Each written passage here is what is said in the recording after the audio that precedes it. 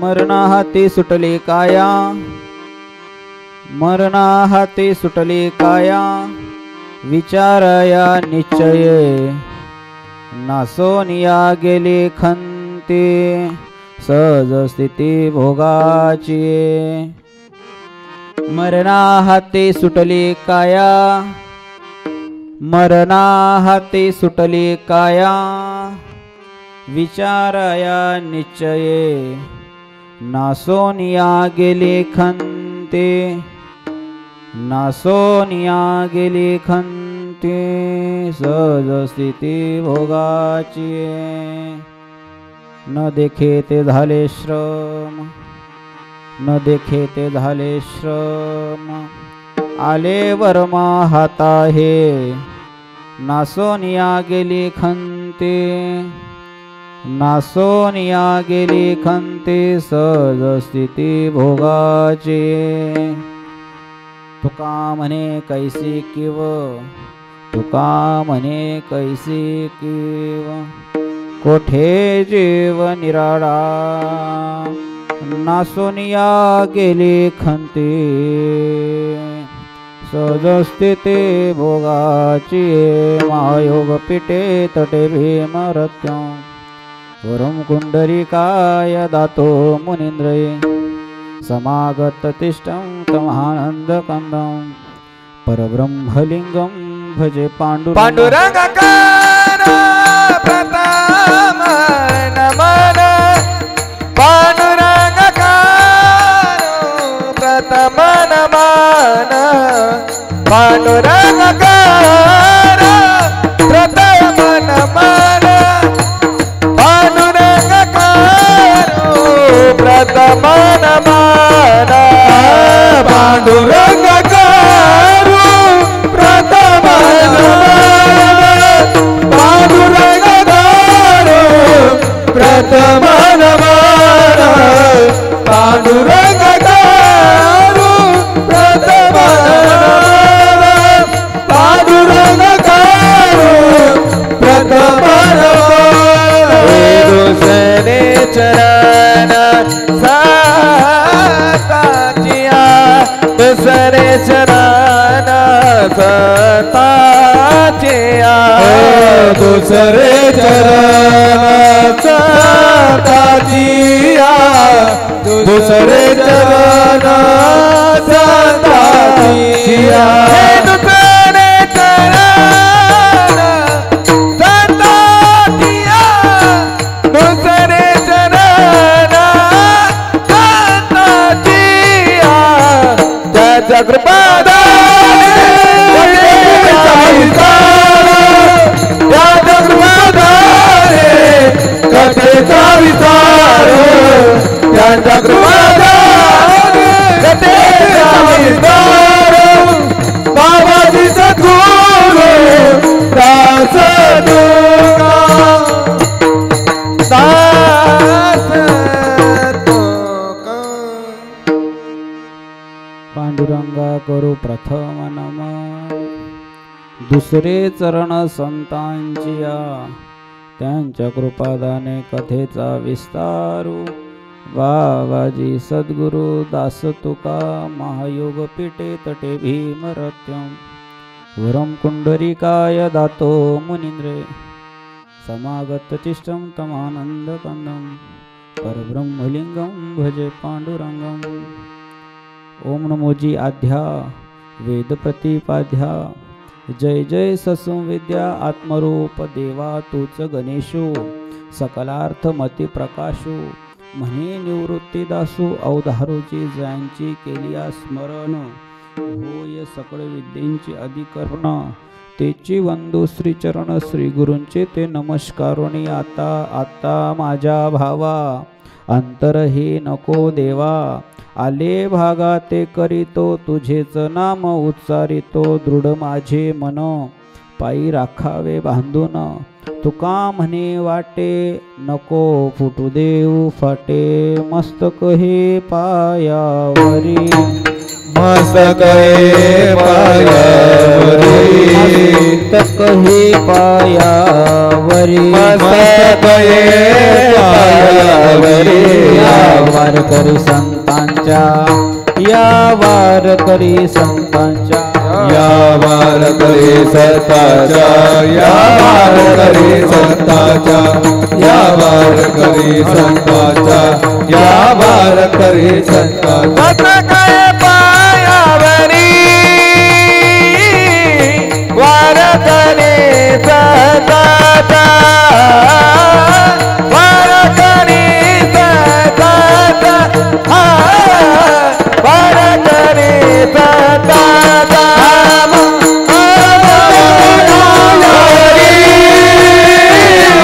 वारकरी संतांच्या या वारकरी संतांच्या वारकरी संतांच्या मस्त काय पायावरी वारकरी संतांच्या वारकरी संतांच्या वारकरी संतांच्या मस्त काय पायावरी वारकरी संतांच्या वारकरी संतांच्या वारकरी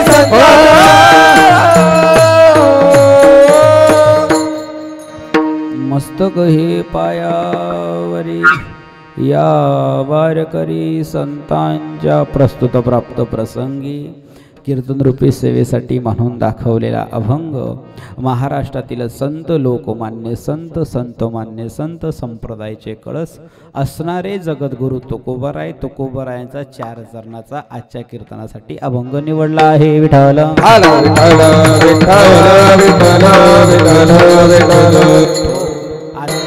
कसं आहे परमार्थ करत असताना बघा मी अभंग तर जवळजवळ काही कीर्तनांमध्ये सारखे असतात ताई बरं का.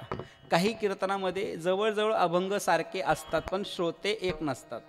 प्रत्येक ठिकाणी श्रोत्याची जी विचारांची उंची आहे ती वेगवेगळी असते. काही ठिकाणी कीर्तनाला जातो त्या ठिकाणी कीर्तनाला गेल्यानंतर तिथल्या श्रोत्यांची विचारांची जी उंची असते ती उंची पाहिजे तशी विचारांची बैठक ही संतांच्या विचारांसारखी नसते. म्हणून अभंग जरी संतांचा असला तरी त्यांना त्यांच्या भाषेमध्ये रुचेल पचेल आणि समजेल असं कीर्तन सांगावं लागतं. पण आपल्या बाबतीत तसं नाही आहे. आपल्या बाबतीत आपली ही जी सोसायटी हे वेल एज्युकेटेड लोकांची आहे. म्हणजे सगळे जवळजवळ 80% लोक हे सर्व्हिस करून रिटायर होऊन आणि मला वाटतं शिक्षक वर्ग डिपार्टमेंटमधली काही नाही का अशा वेगवेगळ्या भागाभागातली नाही का वेगवेगळ्या क्षेत्रातली कार्य करणारी माणसं सगळी या सोसायटीमध्ये असतात. म्हणून त्यांच्या विचार करण्याची जी शैली आहे किंवा विचार करण्याची जी उंची आहे ती जरा वेगळी आहे. म्हणून या सगळ्या श्रोत्यांचा विचार करून आजचं हे कीर्तन होणार. विठ्ठल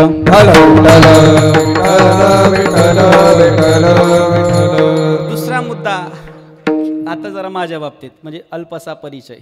माझं कसं आहे जसा श्रोता असेल नाही का त्या श्रोत्याला त्याच्या अंतकरणाचा ठाव घेऊन त्याच्या अंतकरणाला रुचेल पचेल असेच विचार मी सांगण्यात येतील. उगाच मी काहीतरी पाठ करून आलोय म्हणून ते मला बरलायचं आहे बा इथं तशातला काही प्रकार नाही आहे. हां असे बरेच असे आमचे महानुभाव असतात त्यांना महानुभाव म्हणावंच लागेल. स्क्रिप्टेड कीर्तन सांगतात. कसं स्क्रिप्टेड ठरलेलं पान नंबर 4 पासून पान नंबर 8 पर्यंत हा मुद्दा सांगायचा आहे. पान नंबर 8 नंतर विठोबा रखमाई घ्यायचं आहे आणि पान नंबर 9 पासून तर पान नंबर 10 पर्यंत आपल्याला कीर्तन संपवायचं आहे. जय विठ्ठल जय हरी विठ्ठल. तर स्क्रिप्टेड कीर्तन आपलं नसतं. कीर्तन हे कीर्तन असतं. कीर्तन ही एक साधना आहे. तुमच्या सगळ्यांच्या माहितीसाठी सांगतो माझं वाक्य डायरीमध्ये नोटबुकमध्ये लिहिण्यासारखं वाक्य मी तुम्हाला सांगणार आहे.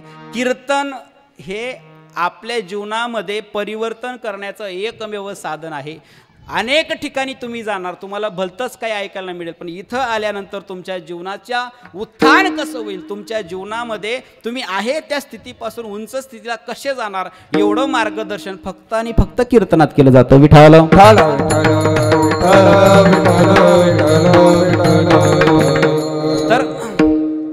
तर परमार्थामध्ये होतं असं की परमार्थ प्रत्येक जीव करतो. परमार्थ करत नाही असा जीव अजून जन्माला यायचा राहिला आहे. परमार्थ प्रत्येक जीव करतो पण त्याची परमार्थ करण्याची जी सिस्टम आहे जी प्रोसेस आहे जी पद्धत आहे ती पद्धत कदाचित संतांच्या समीकरणातली नसते. संतांचं समीकरण वेगळं आहे आणि तुमची आमची परमार्थ करण्याची पद्धत वेगळी आहे. तुम्ही आपण परमार्थ करत नाही अशातला मी मत मांडतच नाही. तुम्ही सगळेच परमार्थिक आहात, सगळे परमार्थिक आहात, पण तुम्ही संतांच्या समीकरणातला परमार्थ करत नाही, हीच मात्र शोकांतिका आहे. तर तुम्हा आपल्याला काय करायचंय, तुमचा परमार्थ आणि संतांचं समीकरण याचं गणित जुळवायचंय.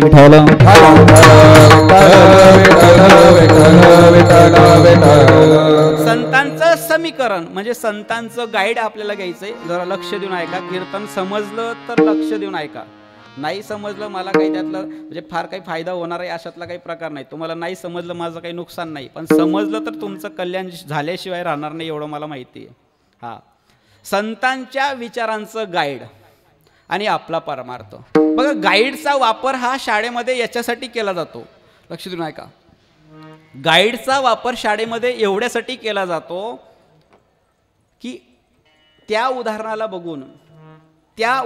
बघून जे सूत्र त्या ठिकाणी वापरले त्या सूत्राचा वापर करून तुम्ही तुमचं गणित सॉल्व करू शकता. तुमचं जे गणित आहे, तुमचं जे गणित सुटत नाही अनेक दिवसापासून, ते गणित सोडण्यासाठी जे गाईडमध्ये सूत्र वापरलंय त्या सूत्राचा वापर तुम्ही तुमच्या गणितासाठी करू शकतात आणि सहज तुम्ही तुमचं गणित सोडवू शकतात. चुकतं आपलं कुठं माहिती आहे का, आपण गाईडचा साह्य घेतो पण आहे तसं जसंच तसं उतारून घेतो. जसंच तसं उतारल्यामुळे परिणाम असा होतो की आपल्याला उत्तर तर सापडतं. उत्तर काय आहे, ममैवंशो जीवलोक जीवभूत सनातन मनसष्टनी इंद्रियानी प्रकृती स्थानी कर्षती, हे उत्तर आहे. आपण सगळे भगवंताचे अंश आहोत, हे उत्तर आहे. हे भगवंताचे अंश आहोत. डायरेक्ट उत्तरापर्यंत जर तुम्ही आपण पोहोचलात तर मजला जो परमार्थ आहे तुमचं लक्षात येते. तुम्ही सगळे शाळेत गेलेत ना, हां, तुम्ही सगळे शाळेत गेलेत. मग शाळेत गेल्यानंतर तुम्हाला तुमचं जर उत्तर बरोबर आलं तर गुरुजी तुम्हाला विचारतात, का रे हे सांग बरं, हे कसं सोडवलं, सांग बघू मला कसं सोडवलं हे. मग जर ते तुम्ही स्वतः सोडवलं असेल तर तुम्ही सहज म्हणतात, गुरुजी इकडचा एक उसना घेतला, इथं ठेवला आणि इथं ठेवल्यानंतर मग मला आपोआप त्याचं उत्तर सापडलं. पण तुम्ही एक उसना घेतलाच नाहीये, तुम्ही गाईड म्हणजे कुणाचं तरी कॉपी केलेली, कुणाचं तरी अवलोकन केलेलं आहे, कुणाचं तरी तुम्ही पाठ केलंय आणि जसंच तसं त्या ठिकाणी उत्तर दिलंय. म्हणून गुरुजी जाणीवपूर्वक प्रश्न विचारतात, सांग रे कसं सोडवलं. मग त्यावेळेस मात्र आपली फजिती होते, बरोबर का नको. त्याचप्रमाणे सगळेच आरडाओरडा करतात, मी देव आहे, मी देव आहे, मी ब्रह्म आहे, मी ब्रह्म आहे, जग ब्रह्म आहे, जग ब्रह्म आहे. सगळेच आरडाओरडा करतात, जग ब्रह्म आहे, मी ब्रह्म आहे. हे आरडाओरडा करणं हे जे आहे ना, हे आपलं स्वतःचं नाहीये, हे आपलं स्वतःचं नाहीये. हे जे आरडाओरडा आपल्या चालल्यात हे आपण संतांचं बघून तुम्ही आपण सगळे आरडाओरडा करतो. विठ्ठल.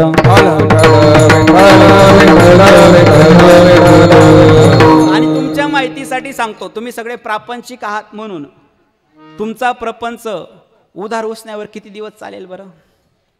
उधार उसणं कळतं ना तुम्हाला तुमच्या भाषेत सांगू का, घरामधली साखर संपली, शेजारच्या घरी जायचं आणि पावशेरभर साखर आणायची. घरामधलं मीठ संपलं, परत दुसऱ्या शेजारच्या घरी जायचं आणि पावशेरभर मीठ आणायचं. परत घरामध्ये तेल संपलं, परत तिसऱ्या शेजारच्या घरी जायचं आणि पावशेरभर तेल आणायचं. असं किती दिवस केलं म्हणजे आपला प्रपंच पूर्ण होईल. उधार उसण्यावर प्रपंच संपत, उधार उसण्यावर प्रपंच जसा पूर्ण होत नाही तसा परमार्थामध्ये याचे त्याचे विचार मांडून किंवा ऐकून किंवा ते सिद्धांताचा निश्चय करून आपल्याला आपला परमार्थ पूर्णत्वाकडे नेता येणार नाही. आपला परमार्थ पूर्णत्वाकडे जावं असं वाटत असेल तर तुम्हाला स्वतःला विचारांचा प्रणय म्हणजे तुमच्या बुद्धीला प्रणय जमायला हवा, तुमच्या बुद्धीला स्वातंत्र्य त्या ठिकाणी विचारांचं आपत्य घालता यायला हवं. तेव्हा कुठेतरी जाऊन तुमचा परमार्थ तडाला लागेल. विठ्ठल.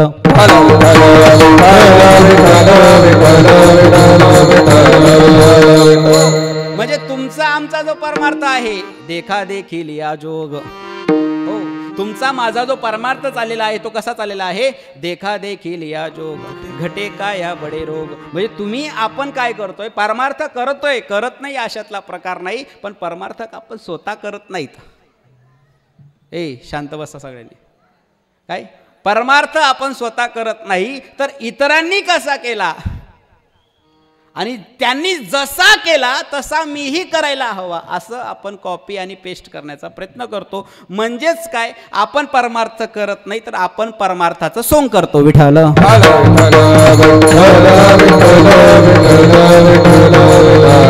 आणि त्यातल्या त्यात सगळ्यात मोठं दुर्भाग्य हे आहे की जो श्रोता कीर्तनाला येऊन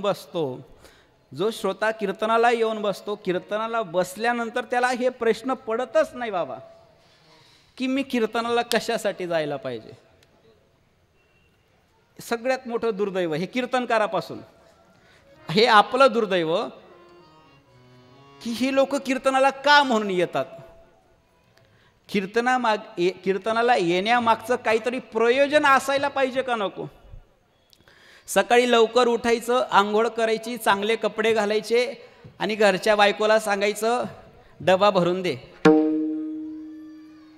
जेवणाचा, डबा भरून दे. आणि डबा भरून दिल्यावर 9 वाजेला घरातून बाहेर पाय काढायचा. किती वाजेला? 9 वाजेला. घराच्या बाहेर 9 वाजेला पाय काढला, कुठं जाता तुम्ही? कुठे जाता सगळे? सकाळी लवकर उठून आंघोळ करून नवे कपडे घालून घरून टिफिन भरून तुम्ही कुठं जाता सगळे? कामाला जाता, बरोबर ना. कामाला जाण्यामागचं काय प्रयोजन काका? महिन्याच्या शेवटी हातावर पगार मिळावा, बरोबर का नको? का फुकट? रोज जे कामाला जायचं जे प्रयोजन आहे त्याच्या मागे काय उद्दिष्ट? रोज पगार मिळावा, पगार. दुसरं उदाहरण तुम्हाला मी सांगणार आहे. तुम्ही तुमच्या जीवनामध्ये शिक्षण घेताय, जर तुम्ही विद्यार्थी असाल, तुम्ही तुमच्या जीवनामध्ये शिक्षण घेताय, अभ्यास करताय, रात्र आणि दिवस एक करून तुम्ही अभ्यास करताय. का करताय? फुकट करताय? प्रयोजन आहे. अभ्यास करण्यामागे प्रयोजन आहे, कामाला जाण्यामागे प्रयोजन आहे. एवढंच नाही. अगदी छोट्या छोट्या गोष्टी. गावाकडे मातीची घरं असायची पूर्वीच्या काळाला, मातीची घरं. पानकाळा लागतो म्हणून उन्हाळ्याच्या दिवसामध्येच पानकाळा लागतो म्हणून उन्हाळ्याच्या दिवसामध्ये 1 महिना अगोदर 4 इंच एवढी माती उकरली जाते. आणि 4 इंच एवढी माती उकरल्यानंतर त्या ठिकाणी एक कागद आथरला जातो प्लास्टिकचा, आणि त्याच्यानंतर परत त्याच्यावर माती आथरली जाते. का? म्हणून पुढचे 4 महिने अजिबात कुठल्याही प्रकारची अडचण येऊ नये आणि टपटप आपलं घरातलं पानकळातलं पाणी आपल्या घरात येऊ नये, एवढ्यासाठी तो कागद आथरण्यामागचा सुद्धा, म्हणजे कागद त्या ठिकाणी टाकण्यामागचं प्रयोजन आहे. एवढंच नाही, आपली भारतीय संस्कृती अशी आहे, आपली हिंदू धर्म संस्कृती अशी आहे की मुलं मोठे झाले की त्यांचा विवाह सोहळा पार केला जातो. का म्हणून विवाह सोहळा पार केला जातो? की जसं आपण आपल्या वडिलांची पुण्यतिथी करतोय, ऐका बरं का, जसं आपण आपल्या वडिलांची पुण्यतिथी करतोय तसं पुढे आपली पुण्यतिथी करायला कोणीतरी असायला पाहिजे म्हणून, आहे का? आपण आपल्या वडिलांची पुण्यतिथी करतोय, नाही समजलं मनीषा नाव टाया बट बाजारात, बरं का. आपलं दुर्भाग्य विठ्ठल.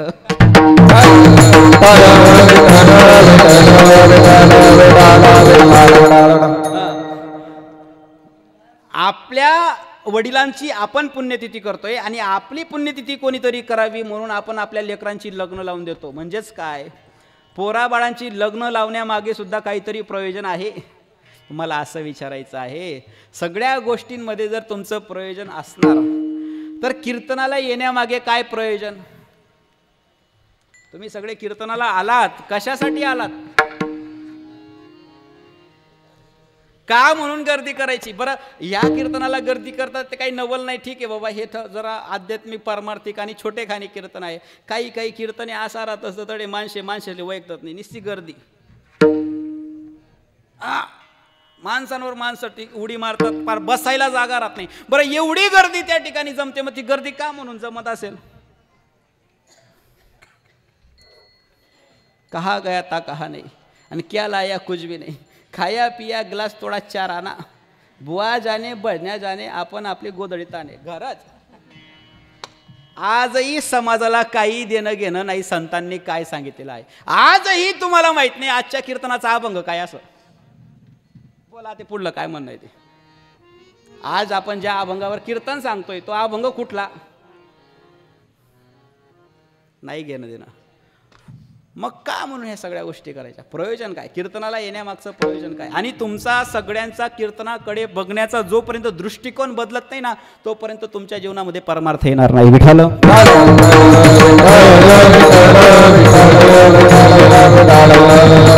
फुकट गर्द्या करायच्या नाही, फुकट उजागरा करायचा नाही. नाही समजत ना गर्ज फिरावं लागेल ते तरी चांगलं. हो, जर नाहीच कळत असेल तर घरी झोपलेलं कितीतरी पट चांगलं, पण तिथं येऊन जर ती गोष्ट कळत नसेल. का निदैवाच्या परी लोह्या ऋतल्या सहस्रावरी, वरी बैसोनी दरिद्री जीवी भिकची मागे, का कमलकंदा आणि दर्दुरी नांदणूक एकची घरी, परी पराग सेवती भ्रमरी एराची खलची ओरे, तैसा हृदयामध्ये मी रामू असता सर्व सुखाचा आरामू, किम भ्रांतीशे कामू विषयावरी. हा, चाललंय चाललंय चाललंय चाललंय चाललंय चाललंय. कुठपर्यंत चालवायचंय? कुठपर्यंत? किती दिवस? हां, किती दिवस? आणि असं किती दिवस तुम्ही आपण परमार्थ केला म्हणजे आपला परमार्थ तळाला जाणार आहे. परमार्थ तळायला जावा असं जर वाटत असेल तर सर्वप्रथम तुम्हाला प्रश्न पडायला पाहिजे. आणि तो प्रश्न म्हणजे पहिला हाच की मी कीर्तनाला का म्हणून जावं? काय? जर मी कीर्तनाला गेलो तर कीर्तनात कीर्तनकार महाराजांनी नेमकं काय सांगितलं ते मला समजलं का? आणि नसेल समजलं तर त्याला प्रश्न विचारा, महाराज आम्हाला जरा कीर्तनातून अशा अशा गोष्टींचा अशा विषय त्या विषयाचा विस्तार करून सांगा. आणि आमच्या भ्रांतीचं, आमचं जी संभ्रम अवस्था आहे, आमचा जो भ्रम आहे, आमचं जे अज्ञान आहे ते अज्ञान घालवण्यासाठी तुम्ही आम्हाला मदतरूप ठरा. पण अडचण अशी आहे की आड माझ नाही ते पौरामाई इकत येईल. आड माझ नाही ते पौरामाई इकत येईल. कीर्तन कार्यात माहीत राहत नाही मी आज अभंग लिहितो नेमका कोणता प्रकार म्हटलाय असं. तोच बिचारा 2-4 पुस्तके वाचीच आणि कीर्तन करत. आणि जीवनामध्ये एक लक्षात ठेवा, ऐसियाचा पदर धरा, ऐसियाचा पदर धरा, ऐसियाचा पदर धरा, ऐसियाचा पदर धरा, ऐसियाचा पदर धरा, ऐसियाचा पदर धरा, ऐसियाचा पदर धरा, ऐसियाचा पदर धरा. जिने देव येईल घरा, जिने देव येईल घरा, ऐसे पदराचे धनी, ऐसे पदराचे धनी. जिने देव येईल घरा, जिने देव येईल घरा, ऐसियाचे पदर धने, ऐसियाचे पदर धने, पदर धने. ऐसियाचा पदर धरा, जेने देव येईल घरा, जेने देव येईल घरा, ऐसे पदराचे धनी, ऐसे पदराचे धनी. साधू संत ऋषी मुनी, साधू संत ऋषी मुनी, ऐसे पदराचे धनी, ऐसे पदराचे धनी. संगत अशा माणसाची करा. संगत ना कर राजा राजा की, संगत ना कर राजा की, न जाने किस दिन रुला देगा. संगत न कर राजा की, न जाने किस दिन रुला देगा. संगत कर ले साधू की, न जाने किस दिन भगवान से मिला देगा. हा, पण तुम्ही आपण संगत करतो अशा माणसाची जो समाजामध्ये जगामध्ये प्रतिष्ठित आहे, मोठा आहे, चांगला आहे, गुणवान आहे, श्रीमंत आहे, म्हणजे काहीतरी त्याचा थाटमाट आहे, अवडंबर आहे, हे सगळं बघून तुम्ही त्याच्या पाठीमागं पळतात. तर त्याच्या पाठीमागं पळू नका अशातला मी म्हणजे प्रचार करतच नाही. तुम्ही त्याच्या पाठीमागं अवश्य जा, पण त्याच्या पाठीमागे गेल्यानंतर जर तुमचं कल्याण होत नसेल तर तुम्ही त्याच्या पाठीमागं का म्हणून तरी जायचं. हां, तर जीवनामध्ये अशा माणसाची संगत धरावी. बघा, 100 मूर्खांचं सरदार होण्यापेक्षा 100 मूर्ख माणसांचा सरदार होण्यापेक्षा एक शहाण्या माणसाचं चपराशी झालेलं कधीही चांगलं असतं.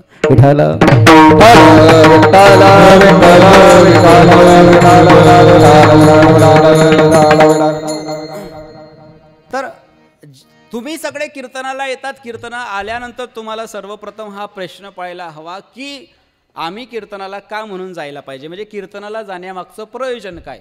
कीर्तनाला जाण्यामागचं प्रयोजन ज्या दिवशी तुम्हाला कळेल त्या दिवशी तुम्हाला कीर्तन करायला सुरुवात होईल.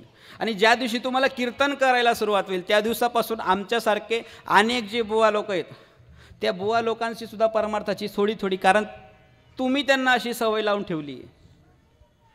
तुम्ही सगळ्यांनी अशी यांना सवय लावून ठेवलेली आहे की तुम्हाला तुमच्या कानाला फक्त चांगलं आणि कौतुक ऐकायची सवय झाली. काय चांगलं आणि कौतुक ऐकायची सवय झाली. तुम्हाला साधू संतांचे विचार, साधू संतांचं वाङ्मय, साधू संतांचा परमार्थ हा तुम्हाला ऐकायचाच नाही आहे. काय हा तुम्हाला ऐकायचंच नाही. तुम्हाला ऐकायचं काय, कीर्तनकाराकडून सुद्धा कौतुक. आमना मोठा भाऊ, आमना रामभाऊ, आमना पाटील, आमना काका, आमना मोठा भाऊ, अरे तात्या आप्पा जे असेल ते. कीर्तनकारांनी त्याला 2-4 शब्द प्रेमाने बोललेत का त्याला असं वाटतं मी म्हणजे काय, तो बी फुगीजास, इथला फुगस कसा बी फुगस. हां, आता ते तुम्हाला नाही कळत, हे तुम्हाला जाणीवपूर्वक ढकलतायत नरकाच्या खाणीमध्ये कौतुक करून करून. हां, काय जाणीवपूर्वक तुम्हाला तुमचं कौतुक करून तुम्हाला त्या खाणीमध्ये ढकलताय की तुम्ही परमार्थापासून वंचित होत आहेत. कशापासून वंचित होत आहे बरं? हे जे चाललेलं आहे हे सगळं कशासाठी? एकमेव कारण परमार्थ आणि देव. आणि ते केल्यानंतर जर ती गोष्ट मिळतच नसेल, साध्यच होत नसेल, तर ते करून अर्थ तरी काय आहे? म्हणजे थोडक्यात काय, ज्या उद्दिष्टाने तुम्ही संकल्प घेतला तो उद्दिष्ट जर पूर्ण होत नसेल, तो संकल्पच जर पूर्ण होत नसेल, तर मग ते सगळं कार्य करून अर्थ तरी काय उरतो? ह्या गोष्टीची आपल्याला अजिबात जाणीव नाही. आणि त्याच गोष्टीचा या ठिकाणी फायदा घेतला जातो आणि तुम्हाला जाणीवपूर्वक त्या परमार्थापासून वंचित ठेवलं जातं. म्हणून जीवनामध्ये 2 गोष्टी लक्षात ठेवा. ज्या बाबांच्या पुण्यतिथीनिमित्त आपण जमलेलो आहे, ही पुण्यतिथी एक दिवस आपली ना होणारच आहे. ही पुण्यतिथी आपली ज्यावेळेस होईल त्यावेळेस आपली पुण्यतिथीसुद्धा करायची गरज नसावी असा परमार्थ आपण करून जायला पाहिजेत. काय परमार्थ असा सुंदर करून जायला पाहिजे, असं जीवन आपण जगून जायला पाहिजे की आपल्याला आपल्या पाठीमागं आपल्या समाजाने किंवा आपल्या कुटुंबाने किंवा आपल्या आप्तेष्टांनी आपली पुण्यतिथी करावी याची सुद्धा गरज नसावी. तुका म्हणे एका मरणाची सरे, तुका म्हणे एका मरणाची सरे, तुका म्हणे एका मरणाची सरे, तुका म्हणे एका मरणाची सरे. हो उत्तमचे होणे किती मागे, उत्तमचे होणे किती मागे, किती मागे, किती मागे, तुका म्हणे एका मरणाची सरे, तुका म्हणे एका मरणाची सरे.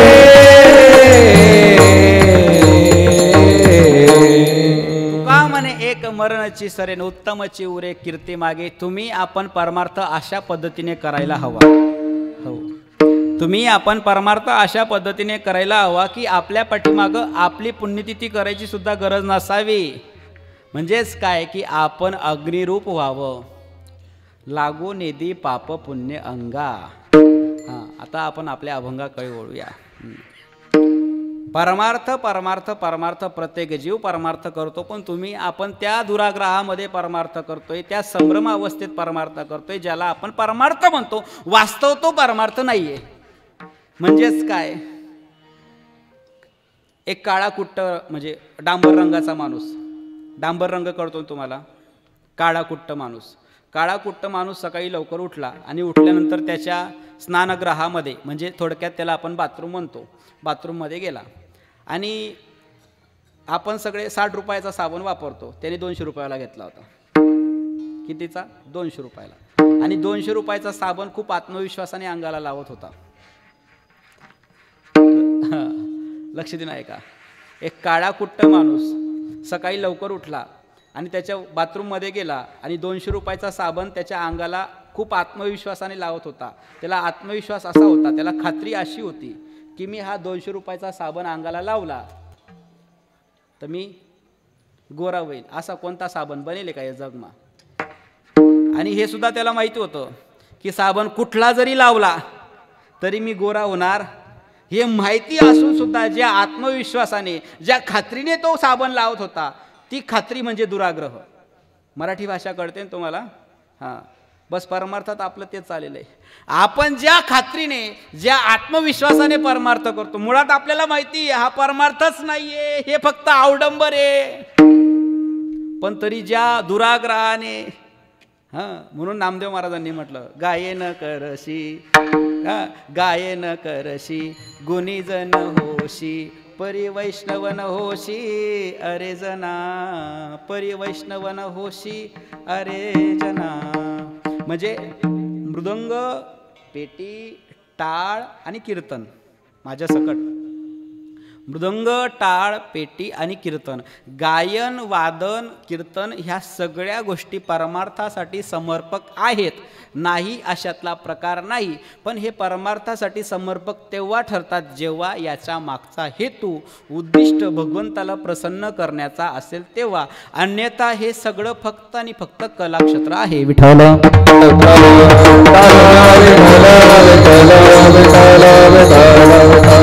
हो.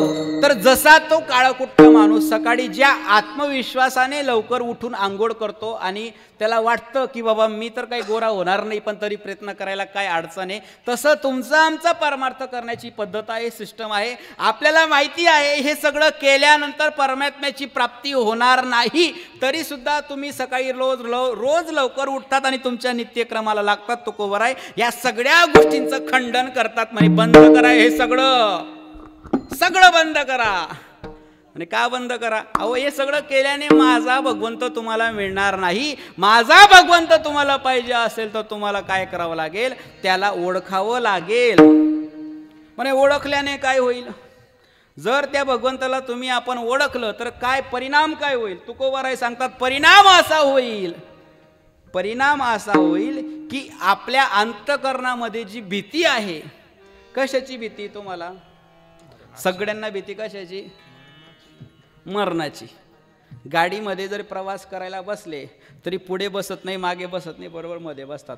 मागतीन ठोकानी ते मागला मरतीन, पुढतीन ठोकानी ते पुढला मरतीन. मजमा आपण नियम. काडी मुडी ना भाऊ, बाहेर नको जाऊ, तुले ऊन लागी जाई, तुले बवालही जाई, तुना कान कापी टाकी. नाही का? म्हणजेच काय, तुम्हा आपल्याला सगळ्यांना कशाची भीती आहे?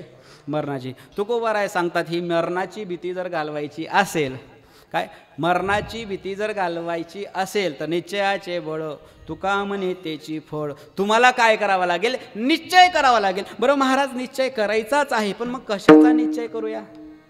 निश्चय कशाचा करायचा आहे? देशकाळ वस्तू भेद मावडला, देशकाळ वस्तू भेद मावडला, वस्तू भेद मावडला, देशकाळ वस्तू भेद मावडला. निर्वाळला विश्वाकार, आत्मा निर्वाळला विश्वाकार, आत्मा निर्वाळला विश्वाकार. महाराज सांगतात निश्चय करायचा कुठला तर देश काळ वस्तू भेद मावळला आत्मा निर्वाळला विश्वाकार. जर तुम्हाला ही भीती घालवायची असेल तर तुम्हाला एका गोष्टीचा निश्चय करावा लागेल. ती गोष्ट म्हणजे तुम्ही देह नसून तुम्ही आत्मस्वरूप आहात. अभंगाच्या पहिल्याचा मरणादी सुटली काया मरणादी सुटली काया मरणादी सुटली काया मरणादी सुटली काया मरणादी सुटली काया मरणादी